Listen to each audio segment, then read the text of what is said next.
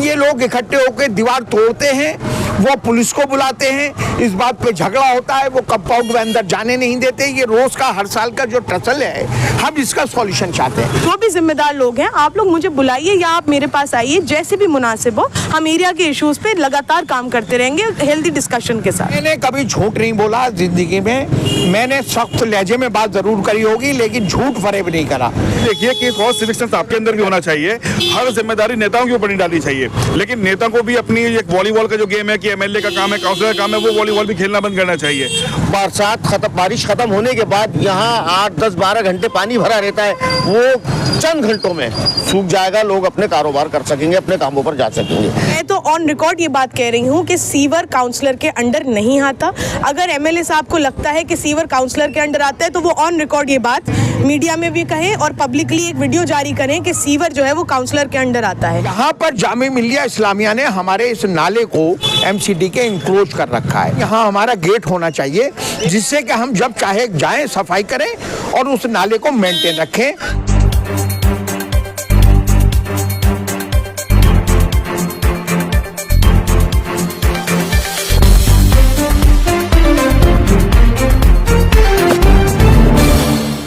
दोस्तों, ओखला के लोग हर साल बरसात के दिनों में इधर उधर जो पानी भर जाता है उससे बहुत ज़्यादा परेशान रहते हैं।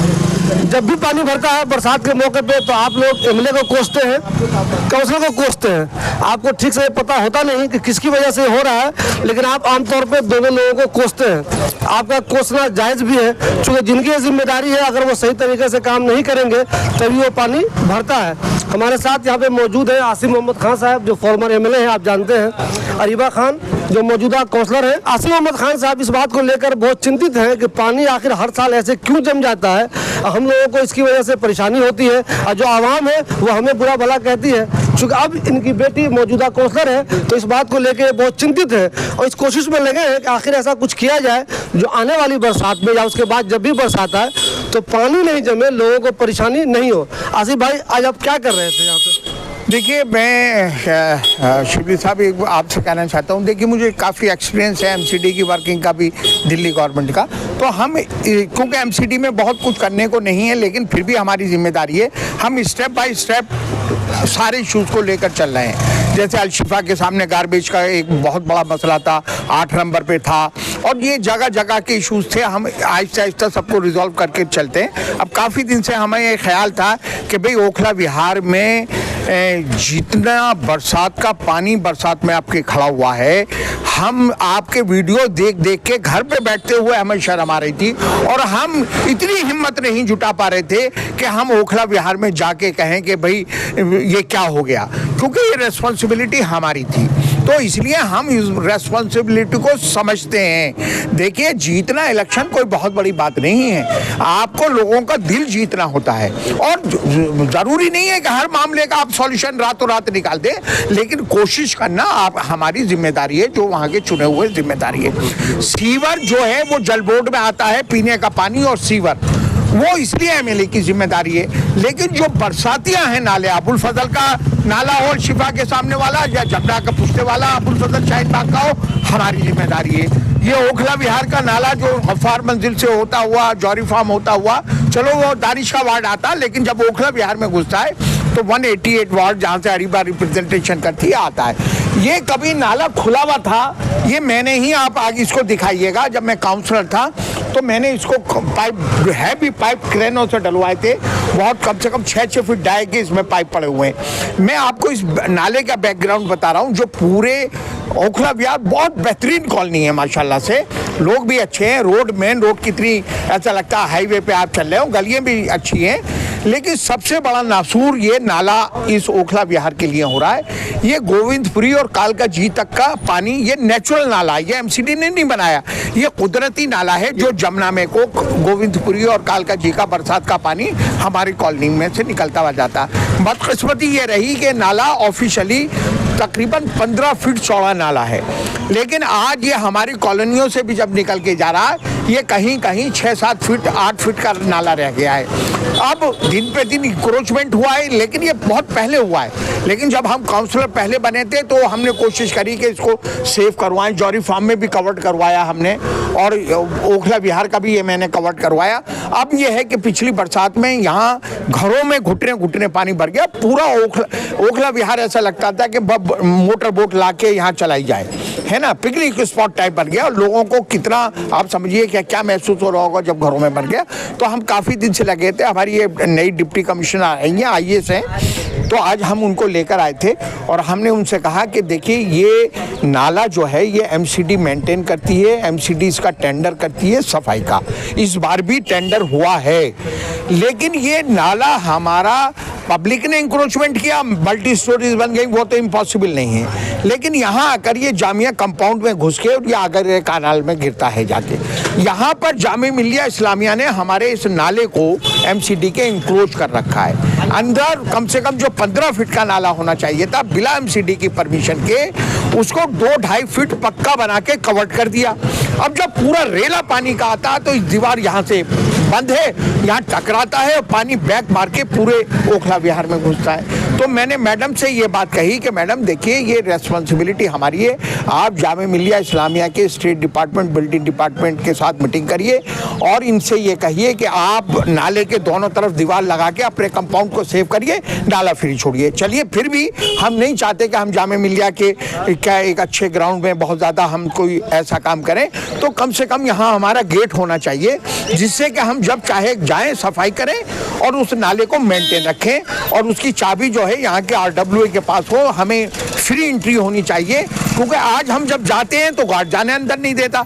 MCD के पिछले 10 साल से, जब मैं काउंसलर था तो हम सफाई ज़बरदस्ती करते थे, लेकिन पिछले 10 साल से इस नाले की जामिया वाले अंदर जाने नहीं देते, इसकी सफाई नहीं करने देते, इसलिए ये पानी बैक मारता है। आसिफ भाई, आमतौर पे इल्ज़ाम ये लगता है कि ओखला के लोगों ने जामिया की जमीनों पे कब्जा कर लिया है। आप एक नई बात ये कह रहे हैं कि जामिया ने ही उल्टा इंक्रोच किया हुआ है। मैंने ये मैम से कहा है, ये IAS ऑफिसर है, कभी डेपुटेशन पे MCD में आती है, कभी दिल्ली।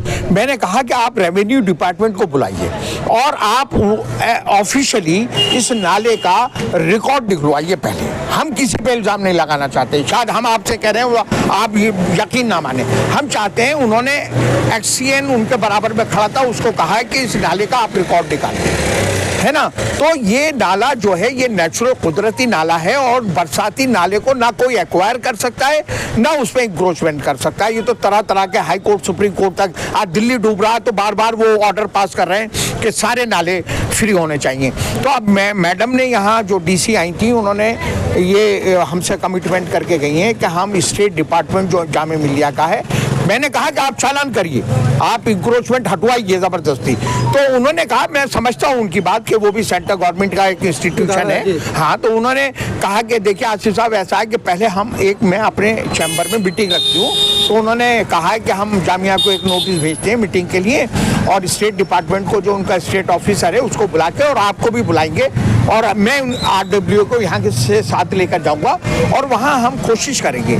लेकिन मैं शिबली साहब, एक बात है, जो चीज़ मैं शुरू करता हूँ उसको एंड करता हूँ। हो सकता है ये बरसात और मुझे नासूर में झेलनी पड़े, लेकिन अगर जामिया ने इसका सॉल्यूशन नहीं निकाला तो हम PIL डालेंगे हाई कोर्ट। अच्छा, मुझे एक चीज़ बताइए, अगर ये सॉल्यूशन निकल गया, जामिया आपकी बात मान गई, आपको जगह दे दिया उसने, तो किस किस इलाके को क्या क्या फायदा हो जाएगा? इससे ये फायदा हो जाएगा कि नाला जो सामने पानी टकराता है और अंदर नाला बंद है, वो पानी ये सड़क पे भी चलेगा, अब बाद में भी चलेगा, लेकिन अब 2-2 फीट 2.5 फीट चलता है, तब हो सकता है कि थोड़ा बहुत 6 इंची आधा इंची कुछ ऊपर को आ जाए। जो आएगा वो यहाँ से क्रॉस करके बाहर उस कंपाउंड में चला जाएगा। ये नेचुरल स्लोप है, ये स्लोप MCD ने या हमने नहीं बनाया, ये कुदरती स्लोप है नदी की, जमुना की तरफ को। तो वो पानी बह के, अब पानी निकासी का कोई जरिया ही नहीं है। जब ये लोग इकट्ठे होकर दीवार तोड़ते हैं, वो पुलिस को बुलाते हैं, इस बात पे झगड़ा होता है, वो कंपाउंड में अंदर जाने नहीं देते। ये रोज का हर साल का जो टसल है, हम इसका सॉल्यूशन चाहते हैं। हम चाहते हैं कि जामिया मिल्लिया इस्लामिया भी हमारे ही एक इंस्टीट्यूशन है, हमें उससे बड़ा फायदा, हम वहाँ न्यूसेंस नहीं करना चाहते। हम इतना चाहते हैं कि भाई इतनी बड़ी आबादी अब है तो है, अब इतनी बड़ी आबादी को हम तो हटा नहीं सकते ना। हम ये कह रहे हैं कि हम जामिया की लैंड पर कब्जा करना चाहते हैं। हम ये कहते हैं कि जो एमसीडी का नेचुरल नाला है, जो कुदरती नाला है, जो उसकी डेप्थ है और जो उसकी चौड़ाई है, आप हमें चौड़ाई में 19-20 कर दीजिए। 15 फीट का ऑफिशियली नाला आप 10 फीट का हमें दे दिए। वो 10 फीट का नाला फ्री हैंड होना चाहिए, उसमें जामिया का इंटरफेयर नहीं होना चाहिए। लेकिन नहीं मानेंगे तो मैं आपसे ये कमिटमेंट कर रहा हूँ कि मैं अगले 4-5 महीने तक इंतजार करूंगा। मैं हाई कोर्ट में PIL डालूंगा जामिया के खिलाफ कि हमारे बरसाती नाले पे जामिया ने कब्जा कर रखा। अच्छा भाई, आप कह रहे हैं कि वो नेचुरल नाला था, अगर एजेंसियों ने इसको सीरियस में ले लिया तो जिन लोगों ने इंक्रोचमेंट कर रखा है उस नाले पे, क्या उनके लिए परेशानी नहीं आ जाएगी? नहीं, देखिए ऐसा है, ये हम लोगों को प्रोविजनल सर्टिफिकेट मिल चुका। अब फार्म मंजिल हो, जौहरी फार्म हो, हाजी कॉलोनी हो, ओखला विहार हो, प्रोविजनल सर्टिफिकेट। और ये पार्लियामेंट ने एक एक्ट पास कर रखा है कि एज इट इज रहेगा। जैसा मकान बन गया वो मकान रहेगा, जब तक ऑथराइज नहीं होगा उसमें कुछ हम नहीं बोलेंगे। ये ओपन ग्राउंड है, ये ओपन ग्राउंड है, वहाँ काम हो सकता है, वहाँ काम हो सकता है। यहाँ अभी क्या है कि इतना थिकली पॉपुलेटेड एरिया, और ये हमें पार्लियामेंट ने जो एक्ट दिया है वो उसने हमें प्रोटेक्शन भी दे रखा है कि जो आपने बना लिया, आगे आप नहीं बनाएंगे। लेकिन ये जामिया के कंपाउंड में ओपन पड़ा हुआ है, उसको जो 15 फीट का नाला था उसे 2 फीट का। देखिए, आपको ग्रास रूट लेवल पे जाके काम करना होगा। आपने देखा कि अल-शिफा हॉस्पिटल के आगे जो कूड़ा था, हर नेता ये कहता था हमसे पहले कि साहब फिर हम कहाँ डालें, लेकिन हमने बड़े ग्रास रूट लेवल पे चुपचाप काम किया, हमने हल निकाला। आज हमने हल निकाला ओखला विहार के कूड़ेदान का। हल आज नहीं निकाला तो कई महीने पहले, लेकिन आज ओपन किया। जब आप ओखला विहार के बाहर निकलेंगे तो यहाँ जो पॉकेट 11 का जो पार्क है उसमें हम FCTS लगाने जा रहे हैं, टेंडर हो गया। अगले 1 महीने में हम ओखला विहार के लिए नया कूड़ेदान देने, मशीनों के जरिए देना, ओपन नहीं। आज ओखला विहार का कूड़ा सड़क पे डलता है जहाँ मटेरियल पड़ा हुआ है, और वो कई के दिन नहीं उठता। यहाँ के लोग शिकायत करते हैं। अब वो पार्क की 2-3 दिन में पार्क की दीवार तोड़ के उसकी सफाई होके वहाँ प्लेटफॉर्म बनेगा और वहाँ वो मशीनें रखी जाएंगी। उससे नून नगर का जो, वैसे नून नगर दानिश के उसमें आता है, लेकिन ये कूड़ेदान जो है इसको भी रिलीफ मिलेगा। जो यहाँ MCD के टिपर डालते हैं वो फिर वहीं जाके सीधे मशीनों में डालेंगे, दानिश को भी, ओखला नून नगर को भी। तो आप किसी भी काम के लिए करने के लिए उसका देखिए सिस्टम दरहम बरहम है, उसको रिजल्ट निकालने के लिए आपको वेट एंड वॉच करना पड़ेगा, है ना। एक फाइल का मूवमेंट हम चेक करते हैं।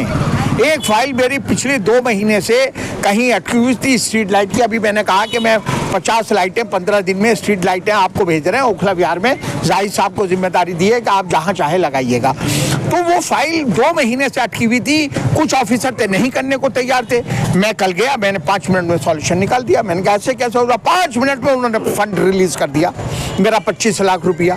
तो हर चीज़ के लिए आपको ग्रास रूट लेवल पे काम करना पड़ेगा। इस नाले के लिए भी बड़ा ज़रूरी है कि जब तक ये नहीं होगा, मैं आपको बता रहा हूँ कि मैं 100% नहीं कह रहा कि 100% पानी सूख जाएगा, लेकिन ये दावे के साथ कह रहा हूँ कि 75% रिलीफ मिलेगा ओखला विहार को अगर ये नाले का हमने सॉल्यूशन निकाल दिया। 75%। अरे वाह, हमें ये बताइए, आपका 2 काम जो सब लोगों ने देख लिया, कूड़े का जो ढेर था अल-शिफा के पास 8 नंबर पे, वो वाकई में लोगों को नजर आ रहा है, जो हम लोग हैं सबको वो दिख रहा है।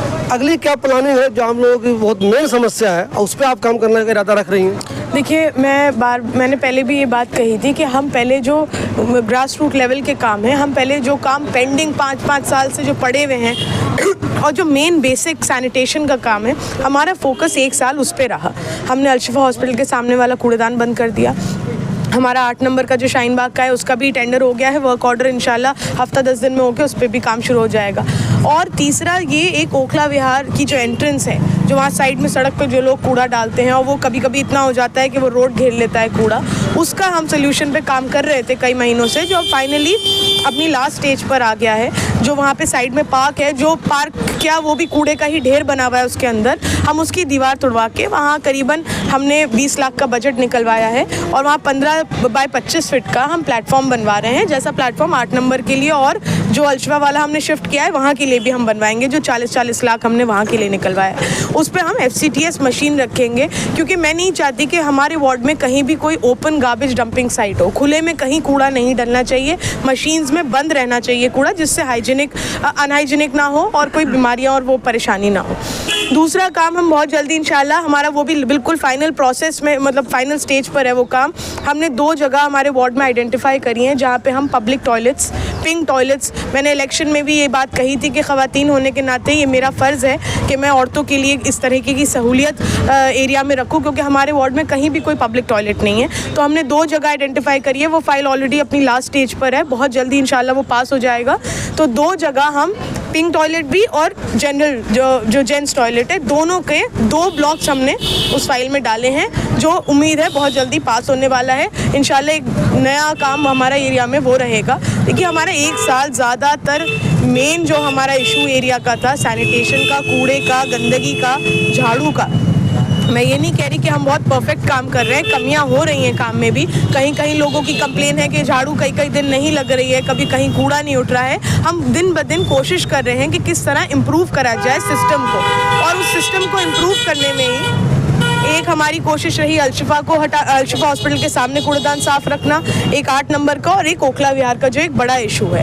अब ये जो मेन काम हमारा, अब हम कंट्रोल कहीं ना कहीं ला रहे हैं उस पर, तो अब हम और चीज़ों पे फोकस कर पा रहे हैं, जिसमें हमारा टॉयलेट ब्लॉक्स है, हमारी बेंचेस भी आ रही हैं। हमने आज डीसी साहब, आज हमारी नई डीसी आई हैं, डीसी साहिबा का विजिट करवाया जनता फ्लैट में भी और ओखला विहार में भी, जो भी वहाँ इशूज़ है। क्योंकि देखिए एक लौती ऑथराइज पॉकेट है हमारे पास जनता फ्लैट, वहाँ पे भी बहुत इशूज़ है, बहुत प्रॉब्लम्स है।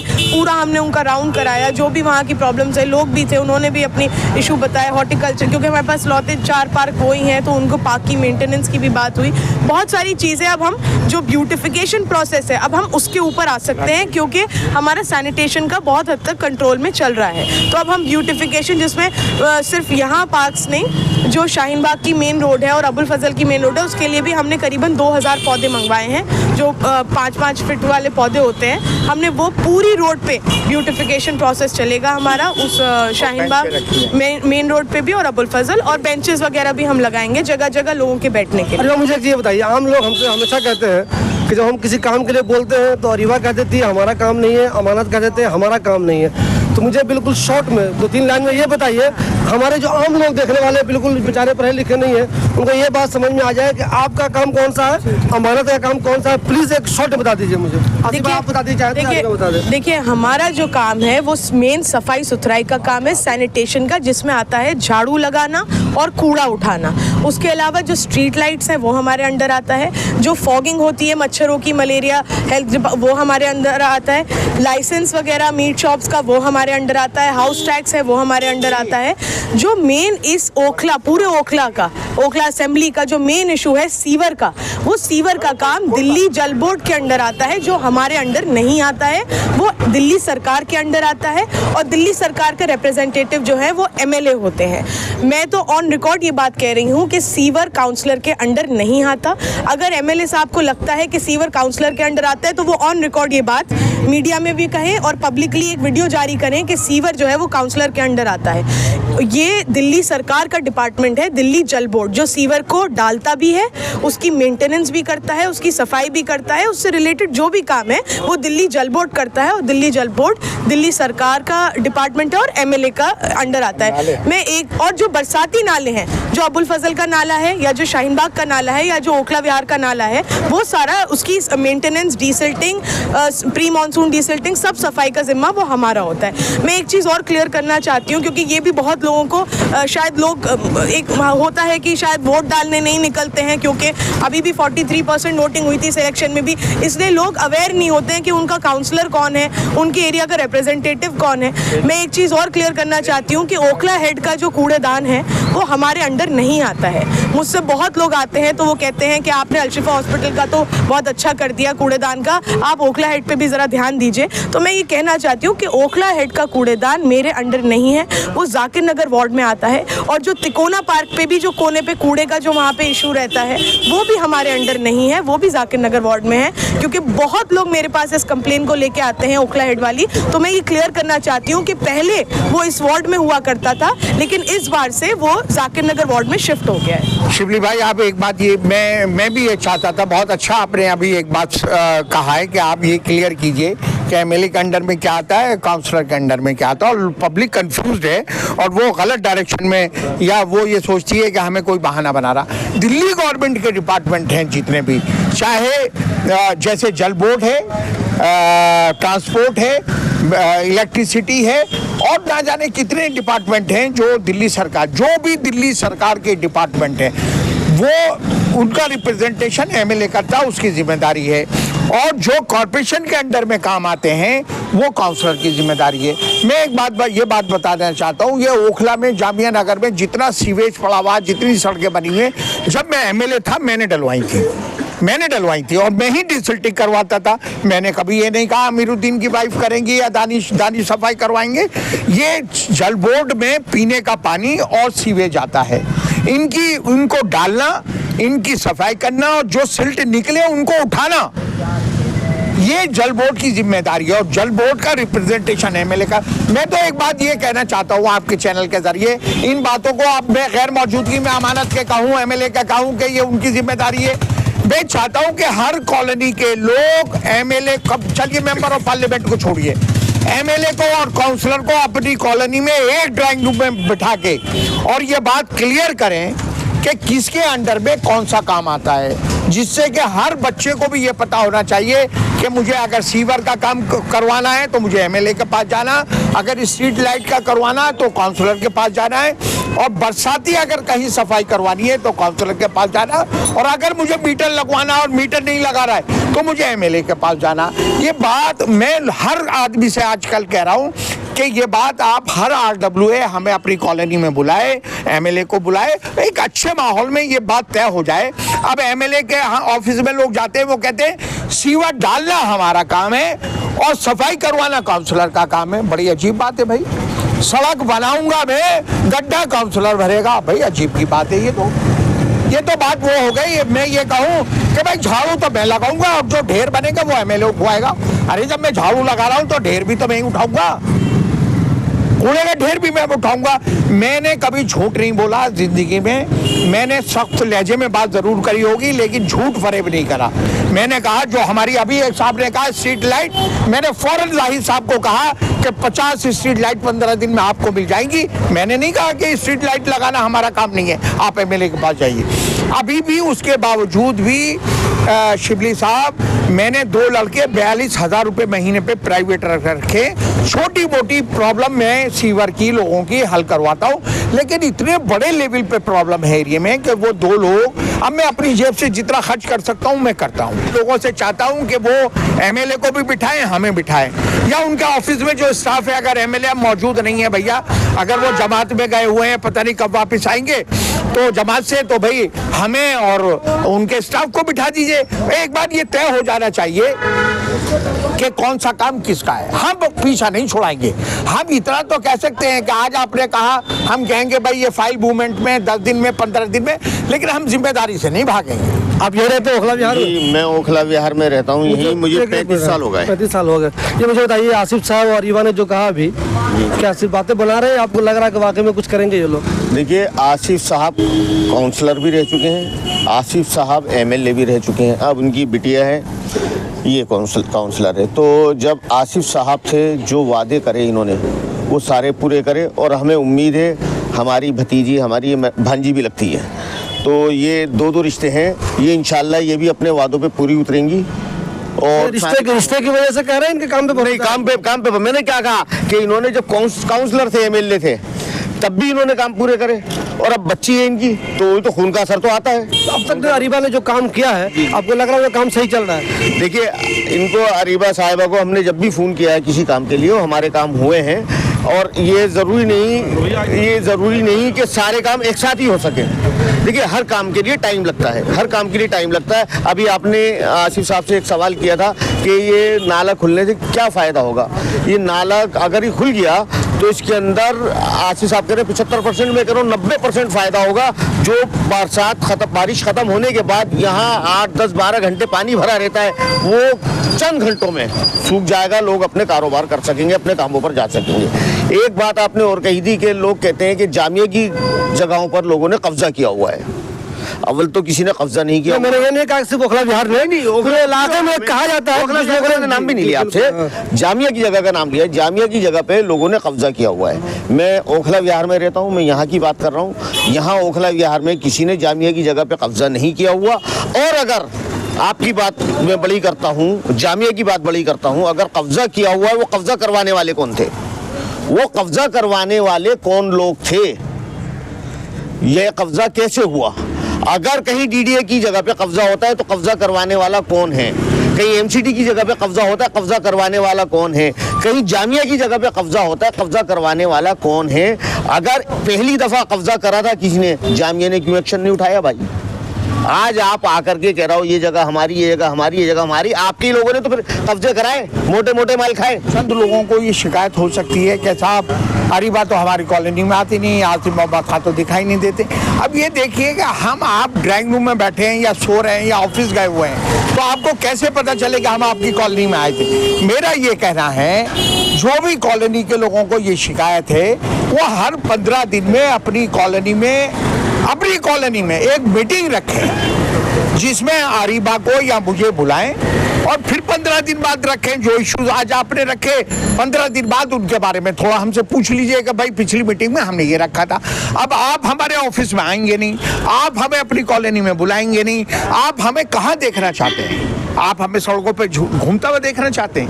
भाई आपका हमारा राब्ता ये होना चाहिए कि आप अपनी कॉलोनी की प्रॉब्लम्स हमसे डिस्कस करें। अब आप तो ऑफिस में बैठे हुए हैं या आप अपनी दुकान पे गए हुए हैं चांदनी चौक में या चावड़ी बाजार में, आप उम्मीद करते हैं कि मैं काउंसलर को यहीं बैठे देखूं, तो ये कैसे पॉसिबल है? आप अपनी कॉलोनी में, चाहे ओखला विहार हो, जौहरी फार्म, कोई भी जो हमारा वार्ड में आता, जौहरी फार्म नहीं आता, शाहीन बाग, अबुल फजल, वहाँ की RWA की जिम्मेदारी बनती है कि RWA नहीं है वहाँ के जिम्मेदार हर 15 दिन में MLA को बुलाए ना बुलाए अलग बात है, वो तो मैं एक इशू सॉल्व करना चाहता था। ये सीवर किसके अंडर में आता है, इसलिए मैं चाहता हूँ MLA को और काउंसलर को साथ बिठा के ये तय किया जाए कि किसकी रिस्पॉन्सिबिलिटी कौन सी है, कोई बहाना ना बनाए।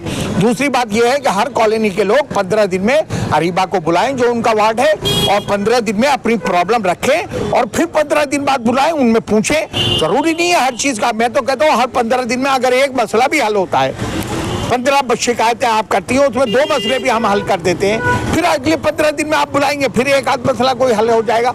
कुछ तो होगा।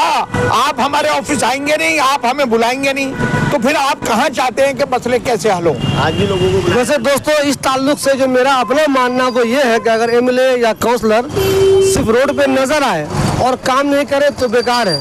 आप चाहते हैं कि वो रोड पे नजर आए, आप उनको देख ले कि वो टहलते हुए नजर आ रहे हैं, घूमते हुए नजर आ रहे हैं, आपके इलाके में कोई काम नहीं हो रहा तो भी बेकार है।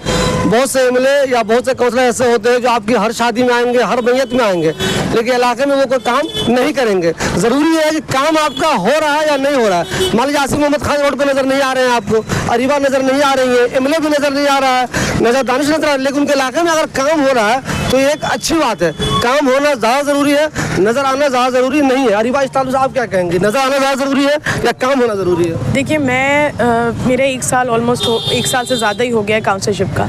मुझे जहाँ भी जैसे भी किसी भी प्रोग्राम में या मीटिंग में या किसी भी मुद्दे के मुताल्लिक बुलाया जाता है, मैं वहाँ हमेशा जाती हूँ। और बात यही है कि जो एक कनेक्शन है हमारा और लोगों का, वो यही है कि आप अपने एरियाज़ के इशू हमें बताइए, तभी हम, अब हर आदमी ये चाहता है कि सड़क पे भी हम लोग घूमें और हम लगातार फेसबुक भी चेक करते रहें कि किसने क्या पोस्ट डाली है, और काउंसलर बस फेसबुक चेक करता रहे कि किसने कहाँ की क्या प्रॉब्लम फेसबुक पे डाली है और उस हिसाब से काउंसलर काम करे।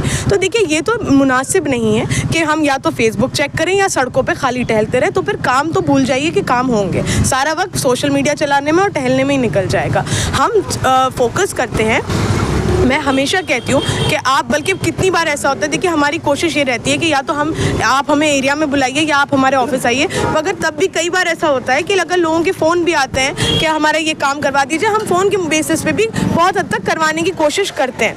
लेकिन प्रॉब्लम वहीं आती है कि लोग अपने घर में बैठ के चाहते हैं कि हमारे काम बस एक मैसेज से या एक फ़ोन से या सोशल मीडिया की पोस्ट डालने से हो जाए, तो वो देखिए वो मुनासिब तरीका नहीं है। आप अगर आएंगे ऑफिस पे या आप मुझे बुलाएंगे यहाँ पे, तो एक हेल्दी डिस्कशन हो सकता है। अगर कोई काम ऐसा है जो आप चाहते हो लेकिन मेरी जुरिस्डिक्शन में नहीं है या मेरे अंडर नहीं आता है, तो मेरे पास भी वो स्कोप होगा आपसे बात करने का कि देखिए ये काम ऐसे नहीं हो सकता, इसका हम कोई और सोल्यूशन निकालें या कोई बीच का हल निकालें।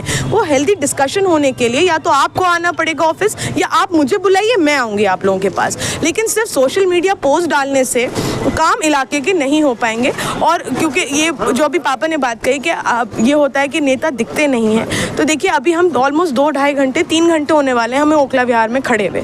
कितने लोगों ने यहाँ देखा, कितनों ने नहीं देखा। अब हम तो अभी 3 घंटे यहाँ खड़े होके हम चले जाएंगे, कई लोग कह देंगे कि कब आए हमें तो नहीं पता, ओखला विहार तो आते नहीं है। तो देखिए ये सिस्टम को हमें थोड़ा सा, इसी वजह से हमारा इलाका पिछड़ा रह गया है कामों के मामले में, क्योंकि हम इन्हीं चीज़ों से बाहर नहीं निकल पा रहे। मैं फिर भी अभी भी अपील करती हूँ मेरे पूरे वार्ड 188 की आवाम से कि आपके जो भी इश्यूज़ हैं, जो भी मुद्दे हैं, चाहे वो RWAs हो नहीं हो, देखिए मेरे हिसाब से तो अगर किसी एरिया में RWA नहीं भी है तो जो जिम्मेदार नागरिक है मेरे लिए तो वही RWA हैं। आप जिम्मेदार हैं, आपको इलाके की फिक्र है, इलाके के कामों की फिक्र है, तो आपसे बड़ी RWA कोई हो ही नहीं सकती। ऑफिशियल पोस्ट पकड़ने से सिर्फ आप जिम्मेदार नहीं हो जाते हैं। तो जो भी जिम्मेदार लोग हैं आप लोग मुझे बुलाइए या आप मेरे पास आइए, जैसे भी मुनासिब हो। हम एरिया के इश्यूज़ पे लगातार काम करते रहेंगे हेल्दी डिस्कशन के साथ। देखिए दोस्तों, अभी जब मैं अरीबा और आसिफ भाई का इंटरव्यू कर रहा था तो हमारे सीनियर दोस्त जफर साहब भी है यहाँ पे, ये भी जर्नलिस्ट है, बहुत सीनियर जर्नलिस्ट है ये, और इत्तेफाक से ये ओखला विहार में ही रहते हैं। जफर भाई इस ताल्लुक से कुछ कहेंगे आप भी? बिल्कुल मैं कहना चाहूँगा, अरीबा ने जो बात की, मैं सबसे पहले अरीबा आपसे एक बात कहूँ कि आपके जो फादर हैं आसिफ मोहम्मद खान साहब, ये उन चुनिंदा नेताओं में से हैं जो शायद पार्टी के कभी मोहताज नहीं रहे। ओखला की आवाम ने इन्हें हमेशा पसंद किया जिस तरह से इन्होंने सीटें जीती, लेकिन क्योंकि आप अभी युवा हैं, आपके लिए धरातल जो है अभी राजनीति का नया है, तो आपकी जो जिम्मेदारी भी है वो बढ़ जाती है एक नॉच, और आपसे जो एक्सपेक्टेशन है आवाम के वो भी एक नॉच ऊपर जाते हैं आपके वालिद से। तो आपके लिए जो क्राइटेरिया है वो थोड़ा सा एक बार ऊपर है।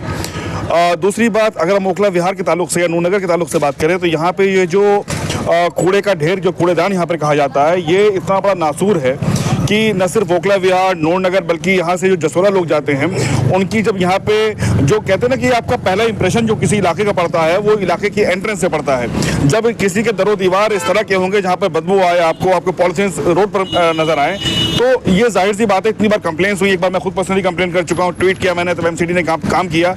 लेकिन क्यों ज़रूरत पड़ रही है कि जो नेता हैं वो खुद अपनी जिम्मेदारी को इस तरह से समझें, और उन्हें मालूम होना चाहिए कि न सिर्फ ये बीमारियों की जड़ है, इससे वॉकिंग डिस्टेंस पे स्कूल है, बच्चे स्कूल पर यहाँ पर आते हैं। ये बहुत बड़ी जिम्मेदारी है। और जिस जगह पे हम लोग खड़े हुए हैं शिबली साहब, यहाँ पर अगर आप 3 महीने बाद आएंगे तो ये पूरा यहाँ पे नी डीप पानी में हम लोग खड़े होंगे। We would be standing in knee deep waters. उसी कोशिश कर रहे हैं। बिल्कुल बिल्कुल। देखिए मैं यही बात कह रही थी कि 3 घंटे से हम इन्हीं सारे इश्यूज पे यहाँ काम कर रहे हैं, लेकिन क्योंकि आप अभी आए हैं आपको ये पता नहीं।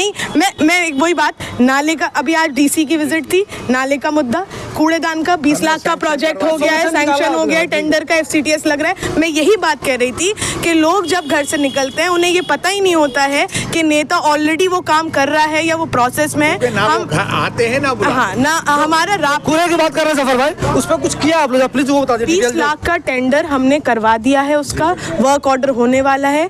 जो ओखला विहार की एंट्रेंस पे जो पार्क है उसकी दीवार तोड़ के उसके अंदर 25 बाय 15 फीट का प्लेटफॉर्म बन रहा है, मीटर का RCC का प्लेटफॉर्म बन रहा है, जिसपे जो आपने सूर्या होटल के पीछे मशीन देखी होगी वो एक FCTS मशीन हम उस पर रखवा रहे हैं। ओखला विहार का कूड़ा और जनता फ्लैट का कूड़ा पूरा बंद मशीन में रहेगा, ओपन गार्बेज का इशू नहीं रहेगा। हमने इकरा मस्जिद वाली रोड को भी चौड़ा करवाया था, लेकिन उस पर लोगों ने फिर गाड़ियां खड़ी करके उसको वैसा का वैसा ही कर दिया। दिल्ली दूर नहीं है, जो आपने बातें कही हैं वो सामने भी आएंगी, और हम उम्मीद करते हैं कि भाई अगर आपकी नीयत साफ होगी। और ओखला, देखिए ओखला के लोगों के लिए भी यहाँ पर थोड़ी सी बात है, सिविक सेंस भी यहाँ पर होता है, और सिविक सेंस से आप भाग नहीं सकते हैं। मैं तो कहूँगा कि यहाँ पे इतने बड़े बड़े ओलंपिक मेडलिस्ट रहते हैं कि अपने घर के छतों से, दीवारों से ऐसे कूड़े फेंकते हैं, इतनी निशाना इतना ज़बरदस्त है उनका कि ओलंपिक के मेडलिस्ट नहीं कर पाएंगे।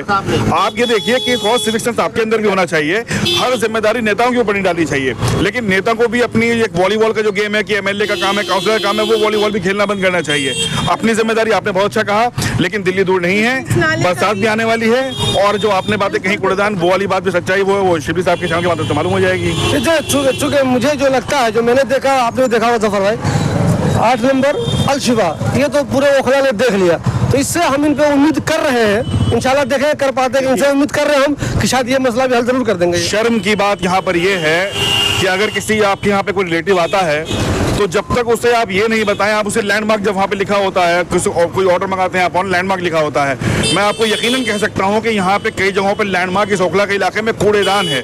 कूड़ेदान जब तक नहीं बताएंगे आप, तब तक वो किसी भी B31, C31, D41 नहीं पहुँच पाएगा। जैसे ही आपने बताया कूड़े के ढेर के सामने घर है, फौरन आपके पास डिलीवरी पहुँच जाएगी। ये शर्म की बात भी है और ये आपके लिए एक चेतावनी भी है और आपके लिए एक लिटमस टेस्ट भी है। Criterias are very high to meet, but we assure कि हम उम्मीद करते हैं कि you will meet all the criterias.